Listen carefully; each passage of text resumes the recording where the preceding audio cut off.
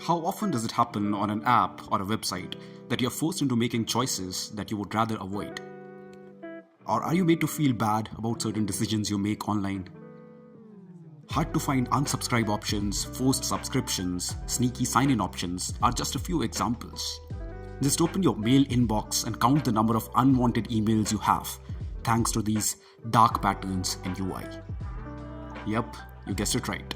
Today's episode is all about dark patterns and how it affects user experience. So without wasting any more time, let's get started.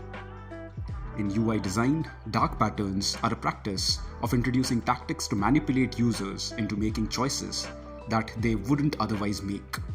Psychological design principles, also known as Gestalt principles, are often used to hide these tactics in plain sight, such that users do not suspect their decisions being influenced.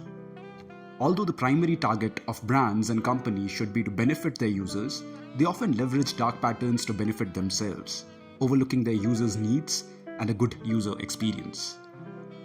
Dark patterns can manifest in a lot of different ways. Let's have a look at a few of these with some examples.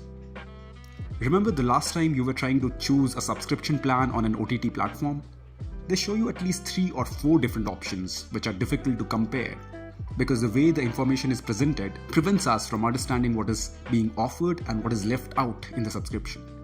On top of that, there is often an option already highlighted as the best among the ones being offered, nudging us to choose that.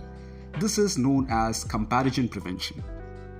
The second type of dark pattern can actually get pretty dark at times due to the language it uses. For instance, this one case I came across while shopping online where a pop-up notification asked me to enter my email to avail a 15% off on my order, and the other option being, "No thanks, I'm not into savings." It becomes a tricky situation here, as to avail the offer, I need to share my contact, which can be used to trouble me with promotional content. On the other hand, I am shamed for not saving money if I choose to not share my email. This pattern here is known as confirm shaming. Now the third pattern is something we all have experienced at least once in our life. There was a time when we all used to download MP3 music and movies from these shady websites, and there was at least a dozen download buttons with just one being the real button. It was an art to find the actual download button on these websites. However, if you have ever clicked on the fake download buttons, you'll know they basically take you to a bunch of other websites, to another brand or service. So these buttons were basically ads in disguise, and hence this pattern is referred to as disguise ads. Now, as I mentioned in the beginning of the episode, our inbox being full of unwanted emails. But where do these emails come from? We often visit websites that force us into subscribing to their services or newsletters just to explore products or browse through their catalog, which ends up in our inbox flooding with all these unwanted promotional emails. More often than not, unsubscribing these emails or cancelling these services is a difficult task to accomplish. The cancel or unsubscribe option is deliberately hidden or made into a tedious task, discouraging users from cancelling the service. These two dark patterns, forced subscription and hard to cancel, also known as roach hotel, go hand in hand.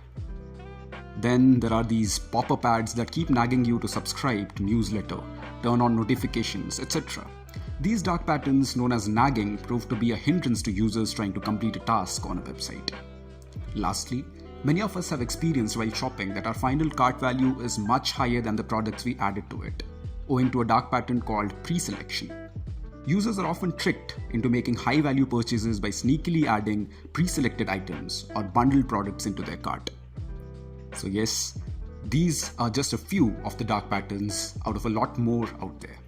I hope this episode and the information on dark patterns helps you to be aware and informed about these unethical practices and spot these tricks the next time you use an app or website.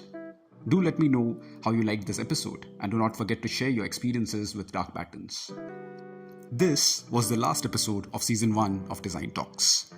I'll see you soon in a brand new season with a new format and a lot more engaging and intriguing topics. Till then, stay safe, have fun.